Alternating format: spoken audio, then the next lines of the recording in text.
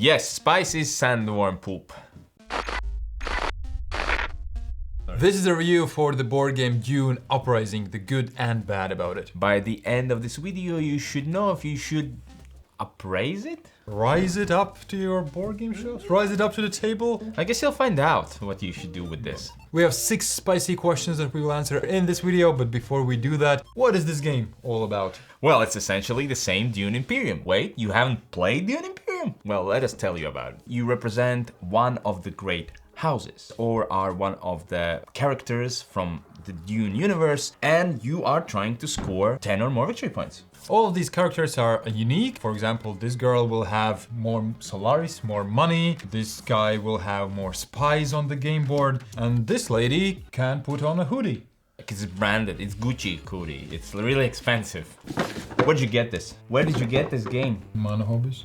What's Mana Hobbies? Mana Hobbies is an amazing homepage where you can find, in Europe, really good, fantastic games quite quickly. They have new games all the time. They helped us sponsor this episode by sending us 2 review copies of Dune Imperium, where we struggled to find copies anywhere. They helped us out, so thank you, Mana Hobbies, link in the description. Maximum the game will have 10 rounds if nobody has reached 10 victory points. You will pick a card from your hand, play a card, and send your agent to the space that is depicted on that card, and then usually get the rewards of that space. In this case, I'll have a glass of water. Then the next player goes. We go like this in the circle, whenever you don't have any more agents to send. Or don't want to send any agents. Then you reveal all of your cards and get the bonuses on those cards, which usually are military might, so you will be stronger this fight, or you get persuasion points, which basically is the currency of this game, and you can buy new cards and add them to your deck. When everybody has done all of those things, then the juiciest part of the game comes in, fighting. We can see what the strength of each player is, and starting from the first player, that player can either pass or play an intrigue card. These intrigue cards will give you more power, maybe retreat some troops, any other intriguing things, I would say. When everybody has stopped playing these cards, then you just solve the conflict. And the conflict usually will give you either victory points, other resources and stuff like that. Interaction where you go and somebody blocks your space. There's interaction in the conflict, and there's interaction on the influence tracks with the different factions. This is eerily similar to the original game. Basically all of these rules that we explained are exactly the same, except these worms that are super powerful, spies that you can send. Spies make it easier to go to places if it's occupied, or let you draw cards. Contracts that make other spaces more valuable for you. Some other minor or major things that we're gonna talk about in this video. So we should jump to the first question, which is... Who would you buy this for? 3, 2, 1. Seasoned players? How you doing? You never played Dune before? I'm not sure this is the best way to start this off as a vanilla version. This is a lot more difficult than the original. There's more spaces, more things to do, which might be really good for you or might not be good for you, depending on what kind of player you are. Played tons of other big board games, then go for this one. But if you're not a seasoned player or don't feel like you want to game for that type of people, then this will be too much, I think. And why is that, and which one should you pick up? We're gonna talk about it in this video, so let's move on to the next question. What are the best three things? I am going to have them divided for new players and all players. New players, conflict. It just makes the game for me. Everything goes around that. A lot of rewards come from conflict cards. You're thinking about it constantly. You're doing everything to get resources and get those troops in there. And there's a lot of interaction there. Intrigues come in there that help you or not, or mess somebody else up. But if you're an old player that has played this, spies are a great thing that is introduced here. You can place it to either place one of your agents if space is already occupied, or you can remove it when sending an agent there to draw a card. Do you not? Maybe you save it for later. If you save it too long, you're not gonna draw that card. So my number 3 is game modes. This game is best at 4 players. No sane person alive will tell you otherwise. It's the most conflict, it's the most interaction, but there is available solo mode, and with 2 players as well, you will have one automated player with cards, and the system's very simple. Draw 1 card and see what that automated player does. And the survival has its own strategy. Yeah. He has his own priorities, so he's smarter. And based on that, you also are more informed what he most likely will do. Solo mode and 2-player mode wouldn't be my preferred way to play, but good and works. Here it comes. The one time when we gathered together and I didn't make it. We played also 3 versus 3 mode. Wow. You score the whole team's points together and see who wins at the end of the game. Even more interaction and also a teamwork. Very, very fun and very interesting, and the most thematic this game can be, I think. One of our friends said this, that it doesn't feel like a gimmick. It actually works as a good board game itself. So if you're a new player, intrigue cards are gonna be great for you. But if you're an old player for this game, intrigue cards are gonna be great for you. Because they're all different. And I feel a bit more exciting and sometimes more complex than the original ones. Playing here, I'm always like, why is he looking at his intrigue cards so much? For me, it's the combination of deck building and worker placement. In the first one, it was great as well, but here the spaces are even better. They all feel stronger. Even if you're the last player to go, a few spaces left, but still it will be difficult to choose between which places to go. And deck building is better as well, because I feel like the cards are stronger and more interesting. In all of my games, I had the chance to trash more cards, which means I build my deck better. These two mechanisms work here better than ever before. First and best thing for new and old players are going to be the spaces. There are no bad spaces. Sure, some are situational and not always you'll want to go there, but I always go like, oh, which ones? If you have a council, you can go there again and get resources. Swordmaster, the first player plays 8. Second and third and fourth player will play only 6. It's more exciting here. And even more than the original game, I feel like there's choices. What to do?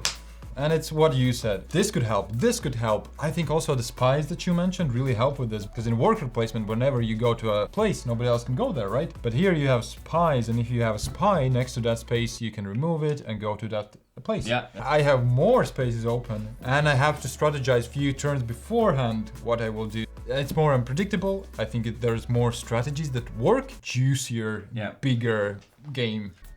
Let's talk about why this game might not be for you. Very small, but still, this game can paralyze you, I think. It's overwhelming, yeah. Don't show it to people who haven't played heavier games, because there's a lot to do. If you like the Dune Imperium, the basic one, because it's like smooth, clean design, then this is not as clean at all. There's way more things happening, yeah.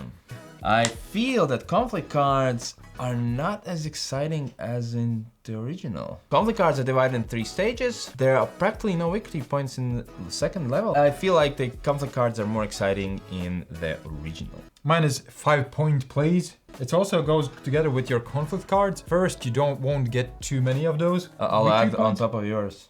I'll raise you sandworms. It's a bundle deal. I'll add worms then. I'll start from the beginning. Okay. There are worms that doubles your rewards from a conflict. So if you send a worm, it doesn't matter if you get 3rd, 2nd, or 1st place, it doubles the resources that you will get. And doubling resources is massive, like huge. And sometimes, for example, here, you can get a victory point here. If you play 6 Solaris, you can get a victory point. Plus this card combos with another card, it's another victory point. You can do this 2 times. So potentially this one card is worth 5 out of 10 victory points. That's like half of what you need to finish the game. It could trigger the game and just like this. So sometimes at the beginning of the game, everybody just gathers resources, and at the end spends them all to win those few battles. Which I guess thematically makes sense. Yeah, you're preparing for that war. It feels rushed. It feels anticlimactic, maybe even. There's a lot of spaces. The spies let you do different strategies. I could this time play like this. Then the worms, you have to use them. If you will put in a worm, I have to go in there and make sure you don't get the 1st place. The worms feel like a must-have strategy here, which takes away from all those choices. But it is on the cover, so it's not like they didn't warn you. Thematically, it makes sense. Yeah, and it's not broken. It's maybe just a bit and maybe overpowered.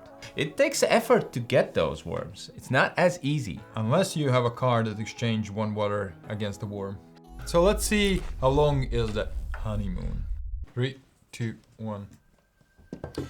Dune Imperium was one of the first games we ever reviewed, and we still play it. It's one of the games we still actively play all the time, and I feel like it's even getting more plays. And that was a simpler game with less choices. This game you can run to the ground. You can make tournaments. I don't feel like any two games will feel the same. Replayability won't be any problem. Who controls the Uprising controls the game night. Every game night I would go to, if somebody brings this, I'd play it. Don't worry, Honeymoon is long and sweet and spicy. What is the best alternative? 3, 2, 1. Dune Imperium. Let's condense and talk about the strict differences. The cover is much better. The cover is much better. Much better. The first one is very streamlined. Less icons, more straightforward icons, less spaces. Generally, it feels like less spaces. So for me, this feels like the big brother or the next step when the authors have themselves playtested the hell of the original and thought, you know, we could improve this, and they have put it all in this one box. Yeah. Overall, that's kind of it. It's the same game, right? It is very the same game. This is like Dune Imperium Plus. Tyrants of the Underdark is a deck building game that's purely deck building, but there is a board and you control spaces. You place soldiers on the board, move around, kill each other. There are also spies there, but they work a bit differently there. It's much lighter. It has a D&D theme. If you're looking for a game with deck building, a board, and a lot of conflict, Tyrants of the Underdark, give that one a go. You know what feels a bit similar to this? Eclipse. There's the Euro element of resources and then the fighting is quite active. This one's calmer. Yeah, exactly. Good word, yeah. But yeah, Eclipse might be also a good alternative. You can use that when the third version of Dune Imperium comes out. Okay. Time for the final rating, I guess. 3, 2, 1. For me, must have. Oh, it's generally a must-have, I think. Why I wrote down for me, Because you already got it. I have it. Nah. Thanks to Mana Hobbies once again. So Thank you, Mana Hobbies, for sponsoring this video. for some, the original will be better. For me, both of those is must-have because I use the original one to teach the game to non-gamers. I actually had an interesting experiment where I taught Dune Imperium for people who haven't played board games. Was a success. I'll share the story on Patreons. It still surprises me that you know such people. Did you get them on the street? Yeah. So, I sometimes go do you have outside. time to talk about Dune Imperium? Yeah, I sometimes go out my circle, family, go outside, meet people. Have you tried that? You meet people online. What do you mean go outside? This is a brilliant game. It takes an amazing game and really polishes it, makes it different, so both of these can stay on your shelf. This is gonna be one of those games where both of these are gonna be in top 100 and people go like, it's essentially the same game. Why are there two of these in the top 100? For me, this obviously is also a must-have. More Dune Imperium content is always a good thing. If this has expansions, I'll probably buy them. I mean, I definitely will buy them. So here it is. I'm gonna say it. I do prefer the original Dune, the OG game, with the Rise of X expansion, with the Epic variant. So if I had to choose, play this or Rise of X, original Dune, Epic variant, I'd choose that. Are you a beginner of this hobby or already a gamer? Or what's needed in your collection, like a quick game that you can teach to almost anybody, or the same game with the same brilliant mechanisms, just a tougher one for seasoned gamers. Generally a must-have game, depending on your tastes. Anyway, thank you for watching. Once again, thank you for Mana Hobbies for sponsoring this video and providing us with a review copy, and see you next time. Bye.